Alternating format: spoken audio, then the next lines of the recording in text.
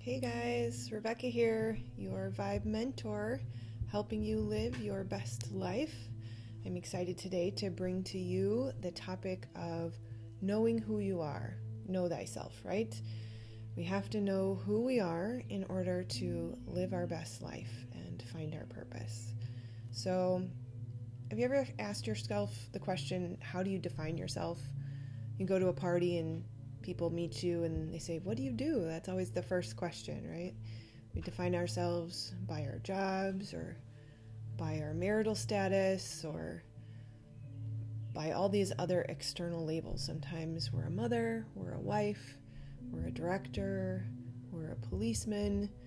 That is not who you are. That is a label. And we should not define ourselves by what we do or anything outside of ourselves. We are divine children of God. We are our soul. We are our heart.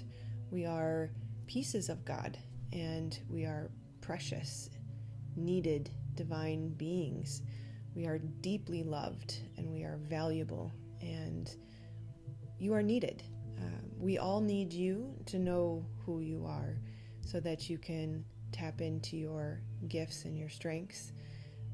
That is how we're going to live our best lives, is by tapping into who we were created to be. So don't mind me as I check my notes here. I just want to make sure I don't miss anything. We all have innate gifts and talents, and the world needs us to use those gifts and talents. It's not only something that our society needs us to do, but it's really our key to happiness. If we are not living in our strengths and we are not leveraging our gifts and talents, we're not going to be as happy as we possibly could be. And in some cases, it may even cause depression and anxiety, depending on how separated we are from our true, authentic self. So know that you are a miracle. I was shocked. I knew it was a big statistic, but when I had to find the correct one and not just what I've heard, it is 1 in 400 trillion of a chance that you would be born to the place that you were born, to the people that you were born, to the physical body that you were born into. Those odds are astronomical. There is no way that you are an accident or that you're a mistake or that it's a coincidence. You are here for a reason. You are needed. You are valuable. And we need you to be at your best. You need to be at your best. You're not broken. There's nothing wrong with you. You are perfectly imperfect just as you are. You are not defined by your past. You are not defined by your current state. You are only defined by your soul, your heart, and the innate gifts that you were given. Certainly, how you define yourself is a choice. That is up to you to choose. Pardon my phone here, sorry. How you define yourself, and that can change in any moment. That does not have to remain consistent for the rest of your life.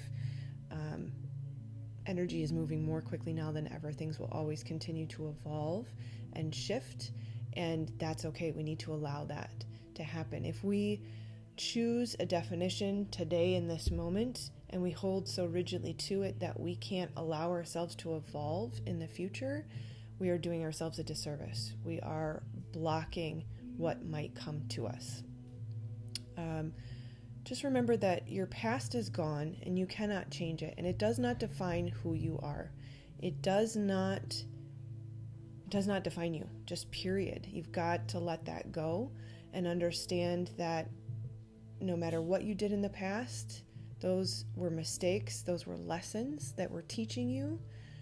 They had a positive intention, surprisingly enough. Unfortunately, we have to learn through difficulty, and so that's why we hit our heads against the brick wall so that we can see we're not supposed to go there. That's just how life works. So know that those experiences have a positive benefit. They were there to teach you, and if we can look with compassion and an open mind and an open heart, we can see what the intention of that experience was.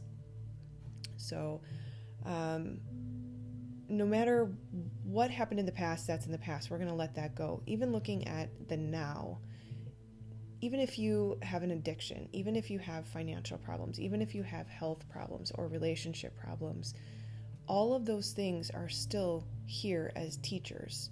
They are not determining your future. They inform your current state, and they inform what changes need to be made.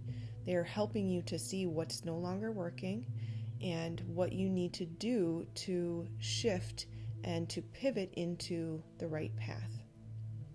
So every solution has a problem. Nothing is unsolvable. Nothing is permanent. Nothing is ever always.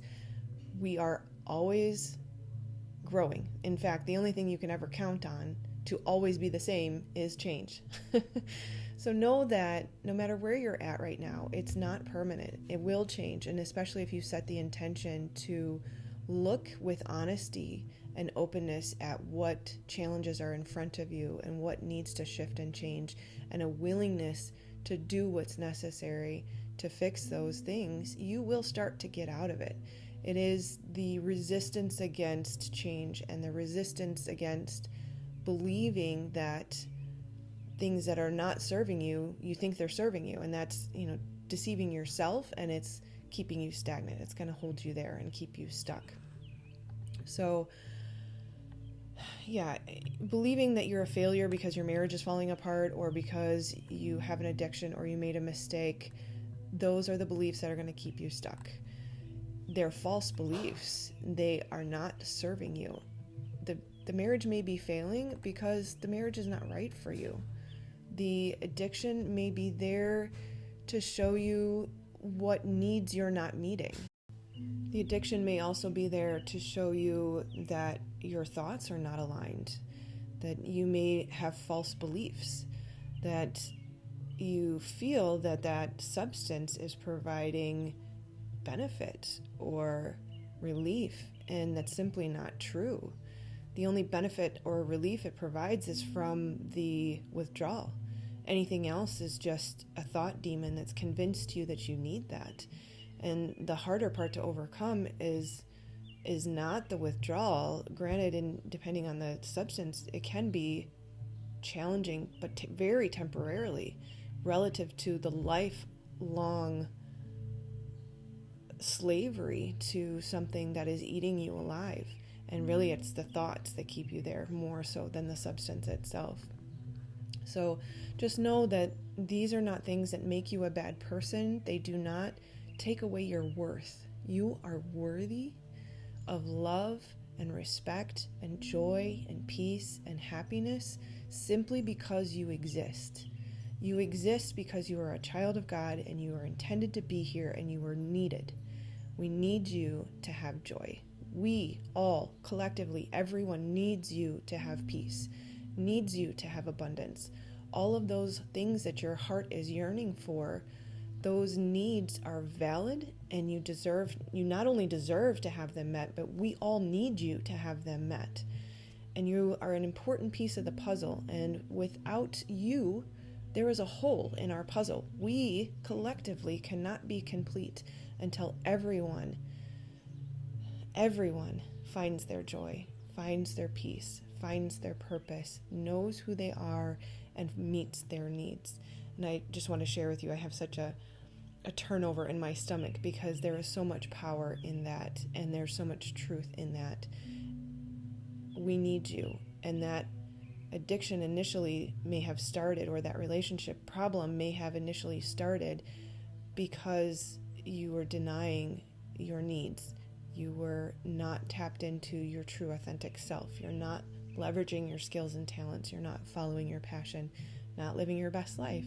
All those things will create a dark night of the soul, or a soul sadness, or soul depression, or general depression, anxiety, all these discomforts that are coming from our body that is informing us of the things that need to change and where we are at on our path and whether or not it's the right place. So as always, I'm always here to help you with any of this in person if this is something you want to dig deeper on, but I'm just going to give you the high level steps to kind of getting out of this. So looking at who you are and getting back to know thyself, right? I believe that was Aristotle. I hope I'm not quoting that wrong. That's a very, very important phrase, because if you don't know who you are and you don't know who you need or what you need, you will not be able to find fulfillment and happiness. You will not be able to live your best life. So you have to know what your strengths are, what your talents are, and what you have to offer to the world. I say that carefully because we don't want to self-sacrifice. It's not always, a missionary pursuit here. You may be a painter that loves to create music, and that may be the talents and gifts that you have to contribute. And because you're in your joy, you might end up creating music and art that is healing. You might create a healing class with your art and music. There's no way to know in this moment when you're first starting your discovery how it's going to end up serving or contributing.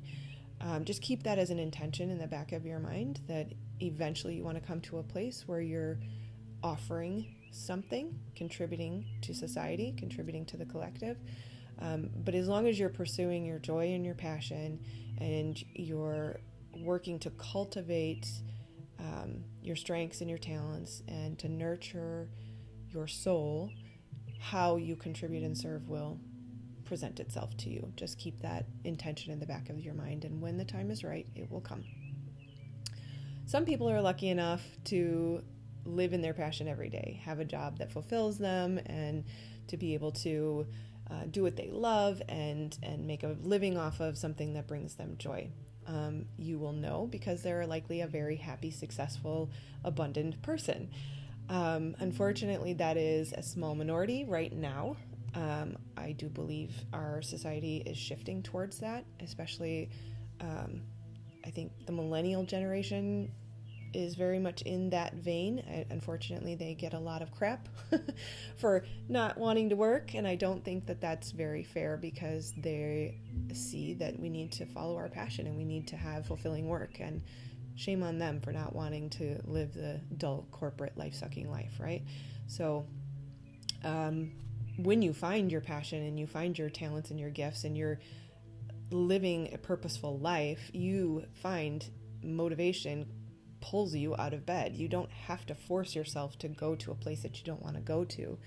The lack of motivation is, I believe, coming from the old world. This is the perception of you have to force yourself to do things you don't want to do.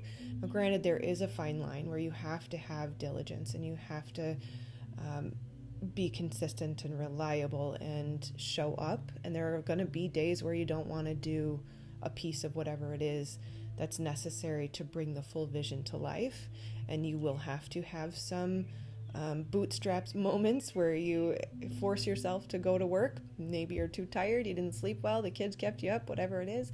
There's going to be those days. But as a whole, as a general statement, living a purposeful life, living your best life will motivate you. You will not have to force yourself.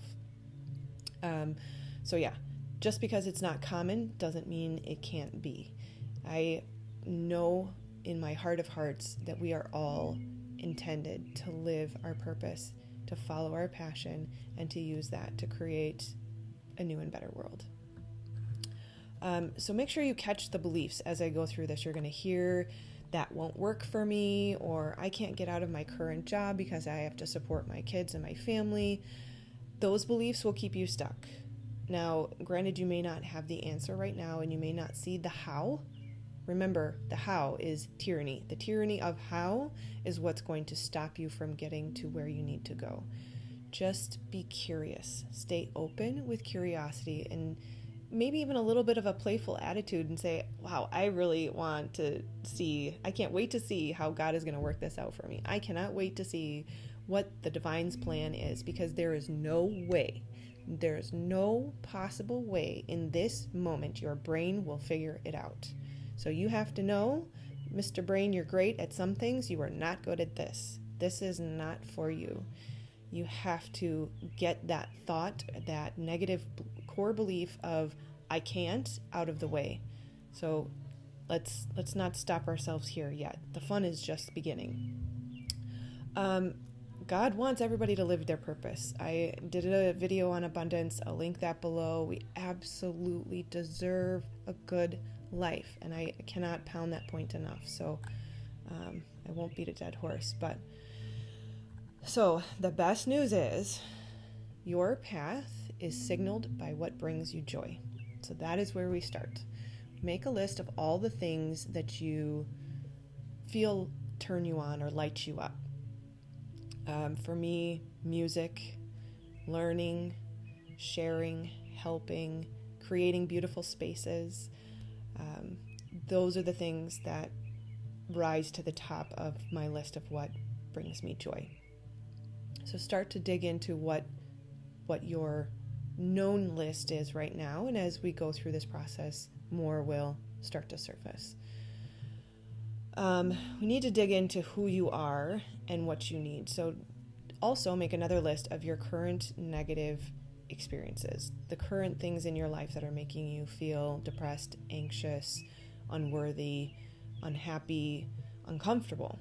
All of those situations have a message in them. So somewhere in there is an indication of something that's not working.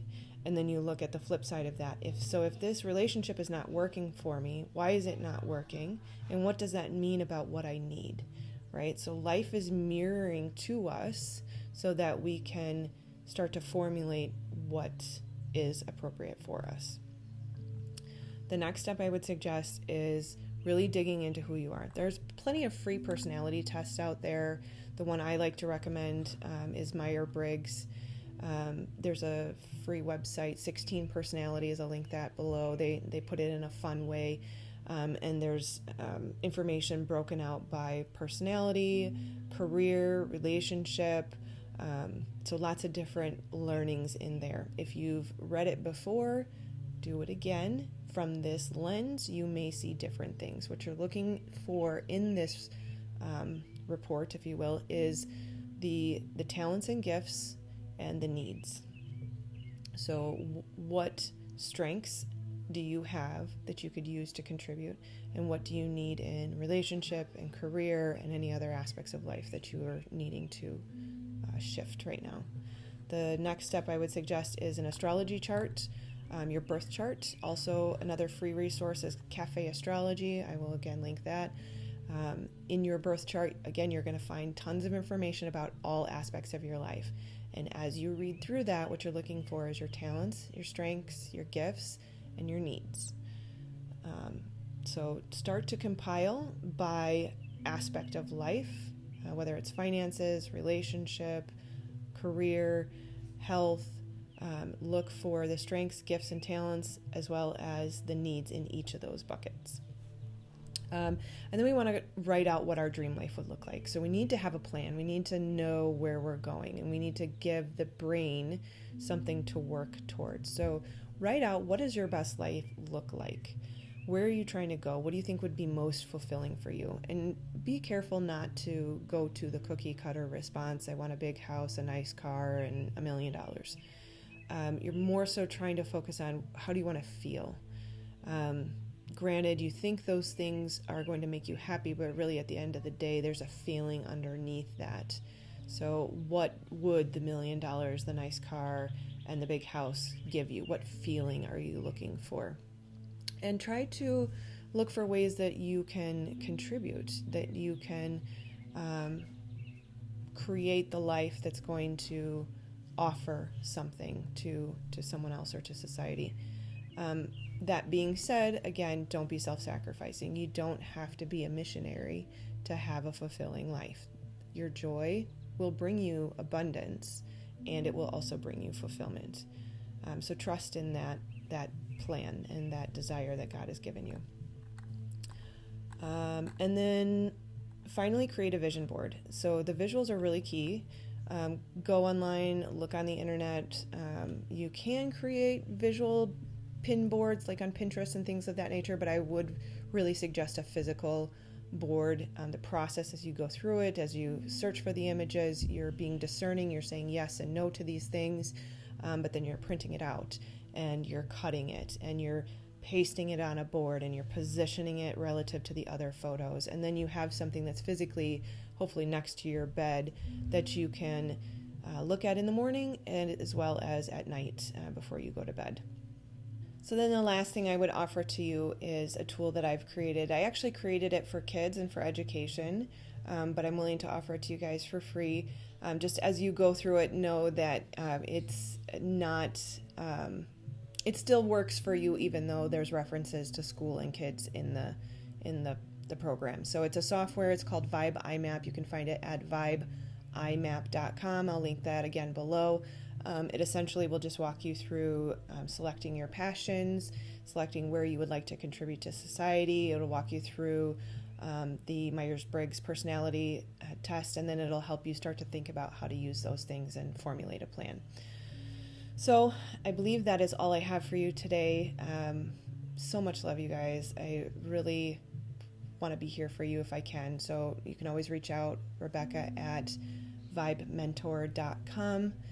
And like, subscribe, hit the notification bell so that you can be notified when I post new videos. I will be posting videos a couple times a week. So I am so happy to be here to support you guys. Much love. Namaste.